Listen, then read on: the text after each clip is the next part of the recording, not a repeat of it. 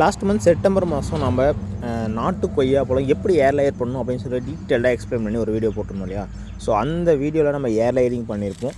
So அதில் பார்த்திங்கன்னா நம்ம ஏர் லேயர் பண்ணது எல்லாமே ரூட்ஸ் வெளியே வர ஆரம்பிச்சிருச்சுங்க. ஸோ பார்க்கும்போது தெரியும் எவ்வளோ சூப்பராக ஒயிட் கலரில் ரூட்ஸ்லாம் வந்திருக்கு அப்படின்னு சொல்லிட்டு சிம்பிளாக எக்ஸ்பிளைன் பண்ணியிருப்பேன். ஸோ வேணுன்றவங்க போய் செக் பண்ணி பாருங்கள் அந்த வீடியோவை. ஸோ நிறைய பேருக்கு டவுட்ஸ் இருந்துச்சு. ஸோ இப்போ இதுக்கு எப்படி வாட்டரிங் கொடுக்குறது, ஸோ அது எப்படி அந்த மாய்ச்சர் அப்படியே இருக்குமா, ஈரப்பதம் இருக்குமா அப்படின்னு சொல்லலாம் கேட்டிருந்தீங்க. இதுக்கு எதுவுமே தேவையில்லைங்க. நீங்கள் இந்த மாதிரி பேக்கிங் பண்ணி நீட்டாக கட்டி விட்டிங்கன்னா போதும். அடுத்த ஒரு 40 நாளில் இந்த மாதிரி ரூட்டிங் தெரிய ஆரம்பிச்சிடும். இன்னொரு 10 to 15 நாளில் பார்த்திங்கன்னா நல்லா ஃபுல்லாக ரூட் ஆகிடும். ஸோ ரூட்டில் பார்த்திங்கன்னா நமக்கு ரொம்ப அப்போ நீங்கள் கொஞ்சம் சரியாக கவனிச்சிக்கணுங்க.